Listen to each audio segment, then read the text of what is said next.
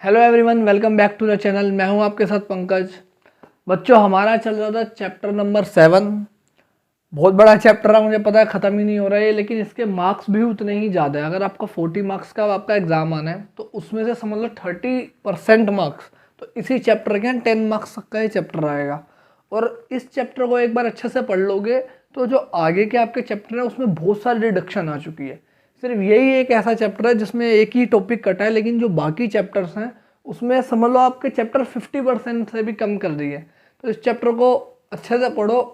एक दो वीडियो में और ये चैप्टर ख़त्म हो जाएगा, ज़्यादा डिटेल में नहीं जाएगा।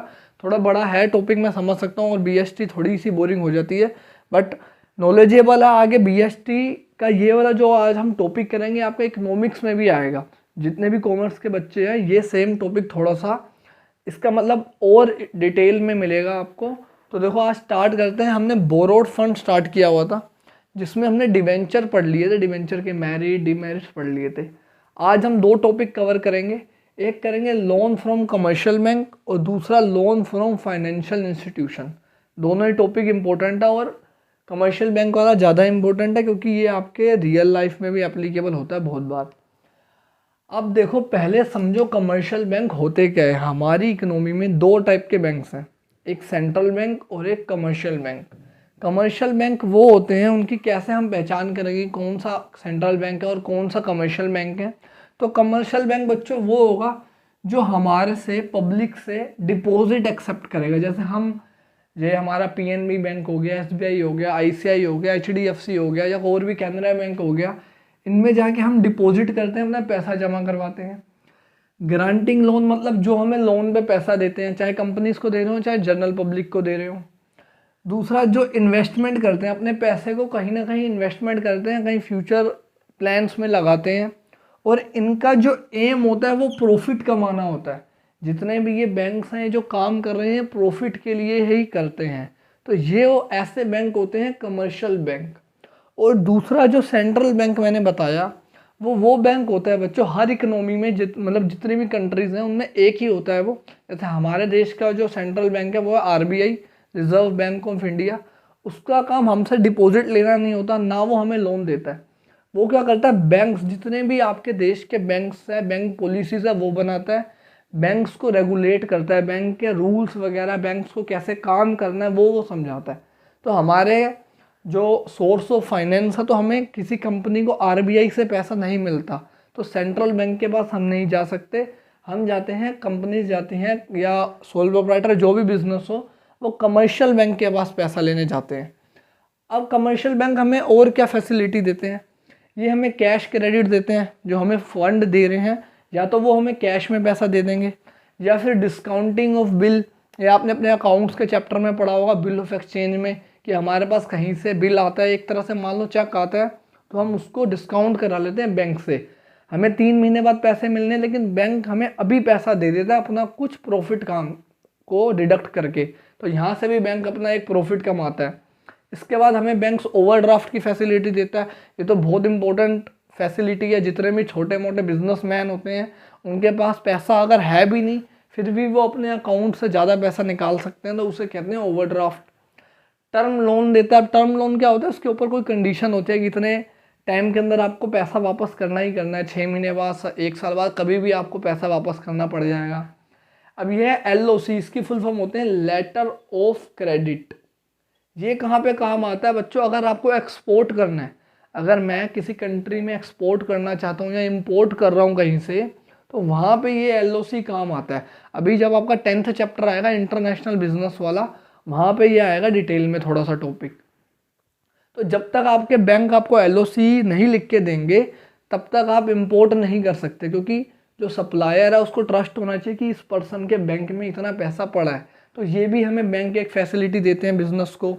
इसके बाद सिक्योरिटी। अब यहाँ तक थी आपकी फैसिलिटीज़ कि किस किस वे में हमें जो कमर्शियल बैंक है वो फंड प्रोवाइड करवाते हैं। एक तरह से सारे फंड के ही सिस्टम थे।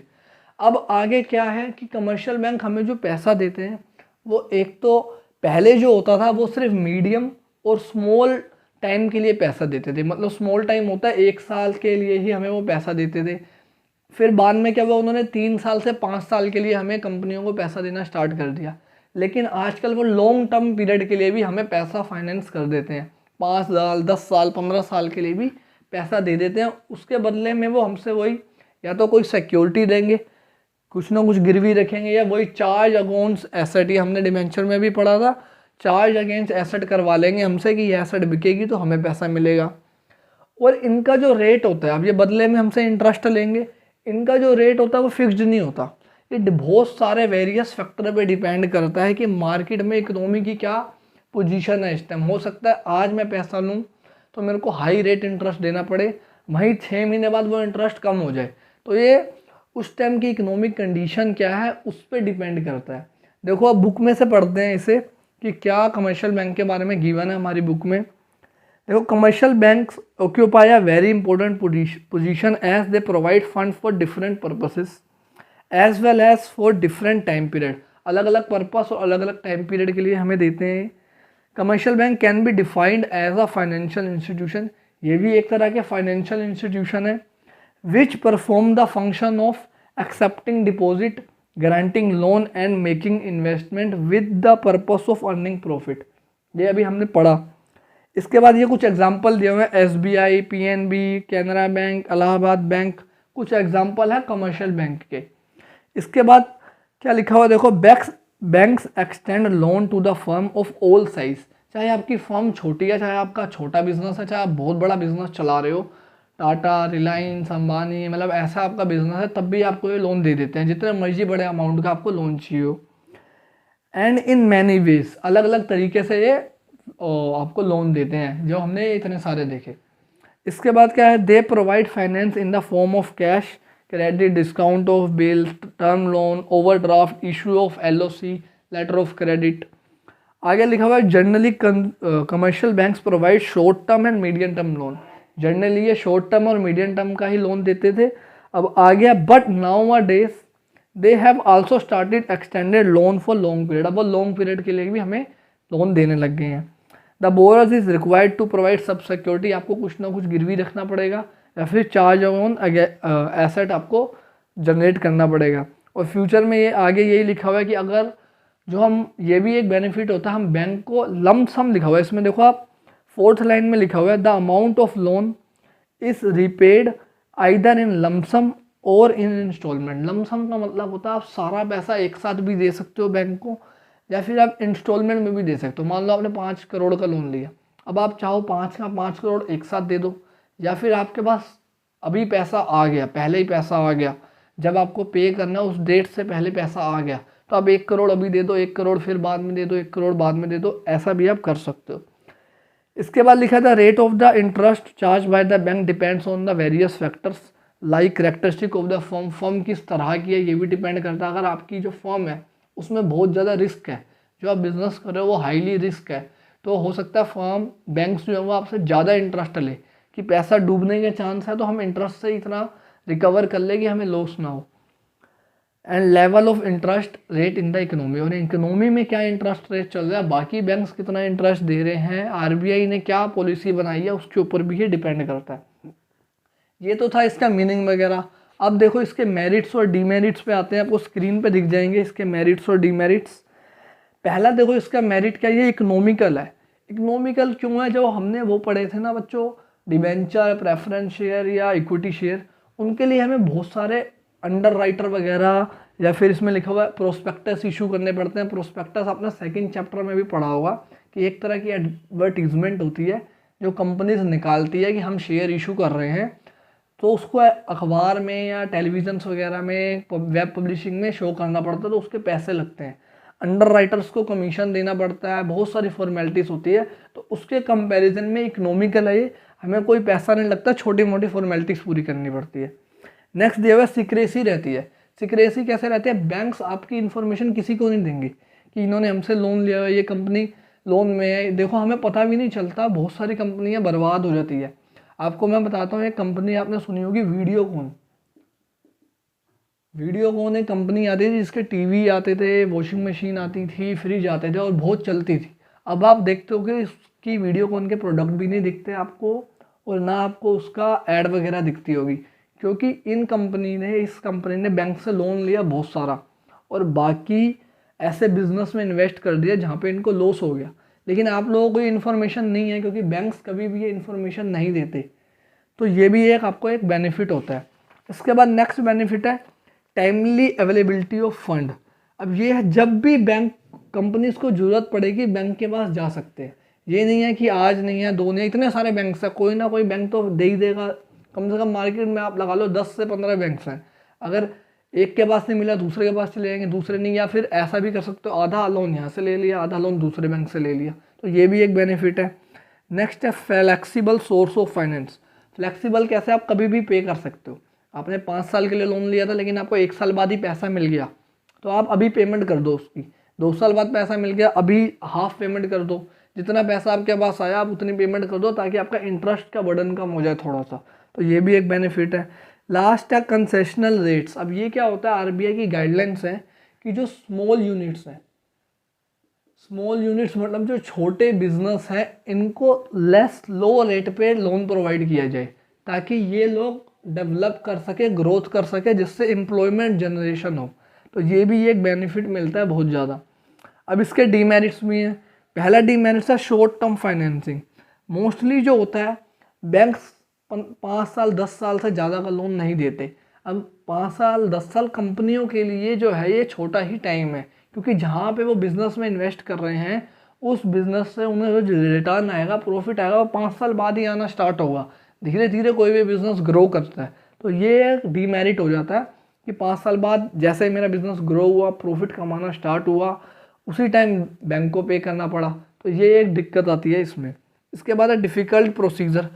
प्रोसीजर डिफ़िकल्ट होता है, हमने पहले मेरिट में पढ़ा था, इकोनॉमिकल होता है, पैसा कम लगता है इसमें, लेकिन जो इसका प्रोसीजर है वो बहुत डिफ़िकल्ट होता है। कमर्शियल बैंक पूरा चेक करता है कि कंपनी कैसी है, पहले कभी फ्रॉड तो नहीं किया, या किसी और बैंक से बहुत ज़्यादा लोन तो नहीं ले रखा, या फिर इसके इन्वेस्टर्स कैसे हैं, डिविडेंड कैसे देती है आपने जो शेयर होल्डर हैं या डिबेंचर होल्डर हैं, ये तो नहीं है कि कंपनी की ग्रोथ डाउन होती जा रही है इसलिए लोन लेना पड़ रहा है। तो ये थोड़ा सा इसमें प्रॉब्लम रहती है। इसके बाद रिस्ट्रिक्टिव क्लोसेस।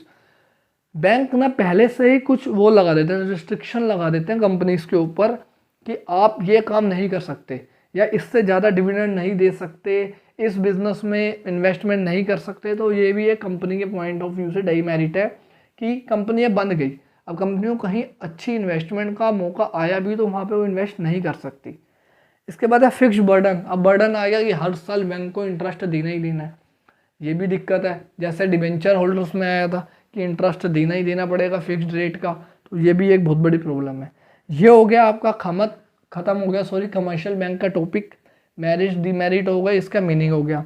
अब अगला जो टॉपिक है लोन फ्रॉम इंस्टीट्यूशनल बैंक, वो करते हैं, थोड़ा बहुत सिमिलर ही है इससे, उसके भी मेरिट डीमेरिट है। चलो बच्चों फिर स्टार्ट करते हैं आपका अगला टॉपिक।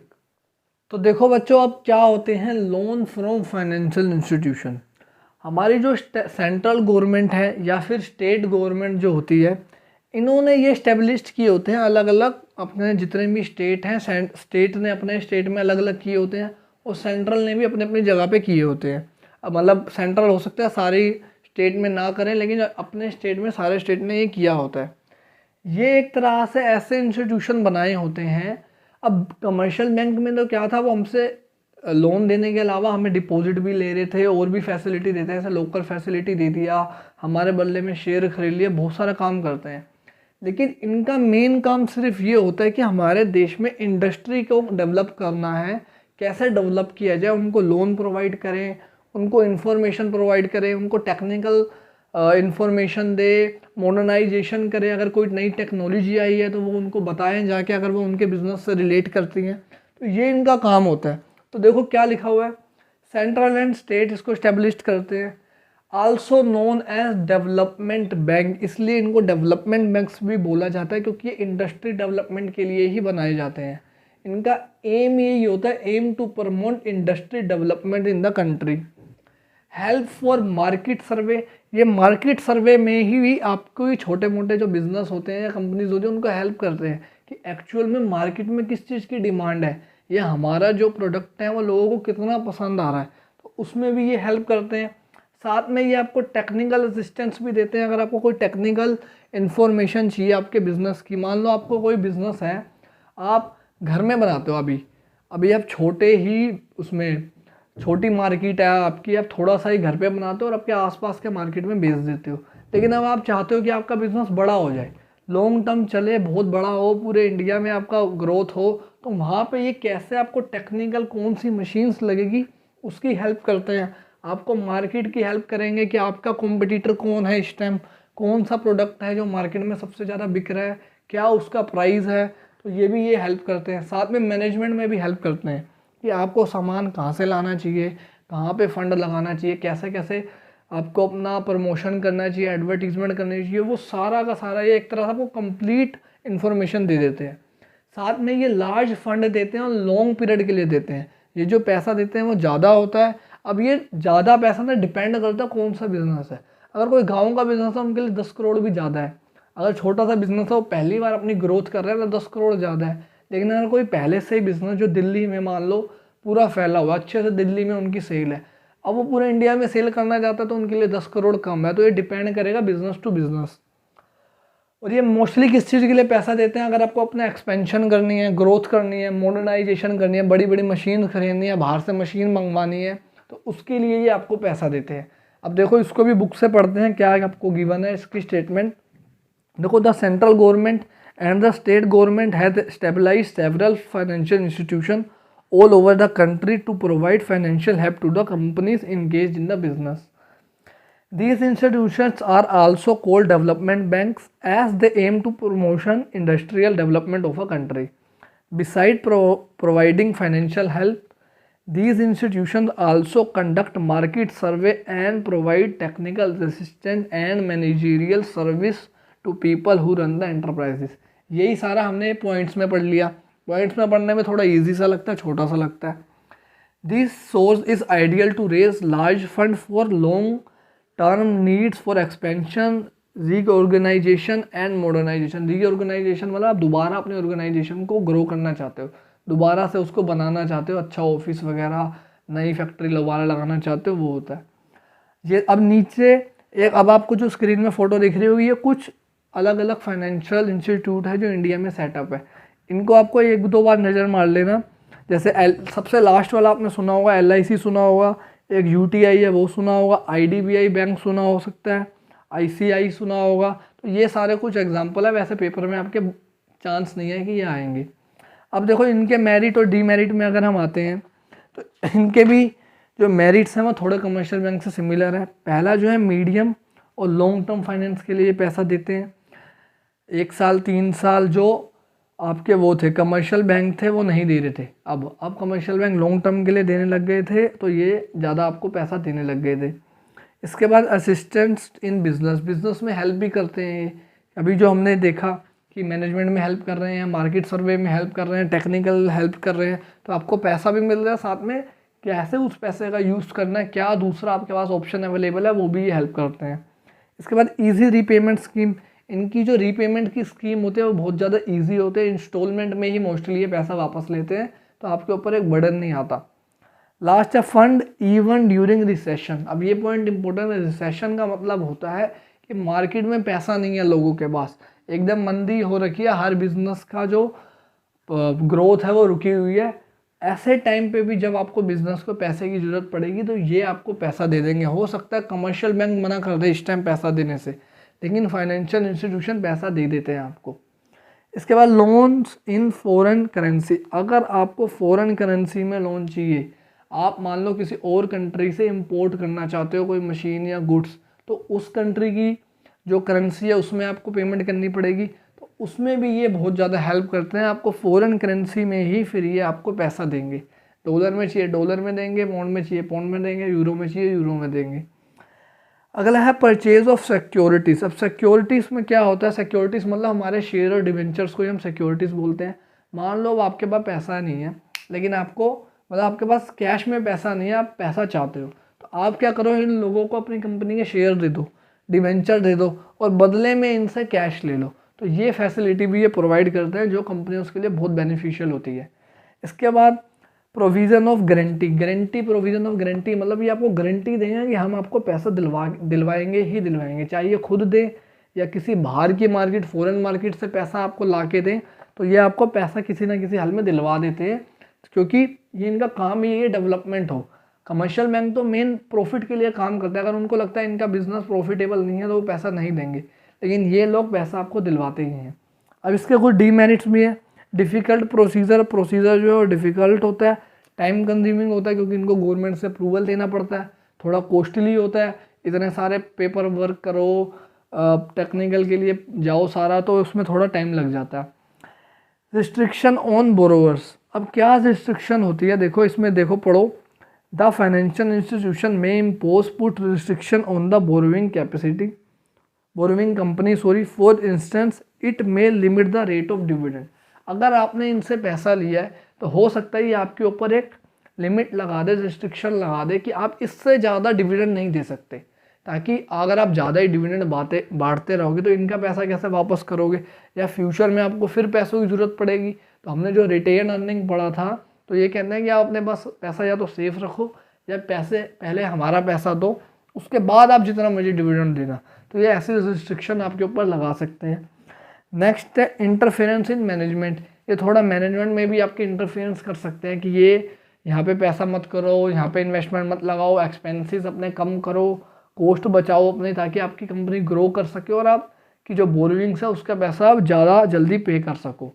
तो ये था आपके आज के topic loan from financial institution and loan from commercial bank. अब इसके जो चैप्टर में 3 ही टॉपिक बचे हैं, वैसे 4 थे जो एक तो हमारा कट गया, 3 बच गए। एक ट्रेड क्रेडिट जो बहुत छोटा टॉपिक है, कमर्शियल पेपर वो भी बहुत छोटा है, पब्लिक डिपॉजिट थोड़ा सा बड़ा है, और एक टॉपिक और है इसमें और वो करेंगे, फिर ये आपका चैप्टर हो जाएगा ख़त्म। तो मिलते हैं बच्चों नेक्स्ट वीडियो में। प्लीज़ वीडियो को शेयर करो, लाइक करो, कमेंट करो।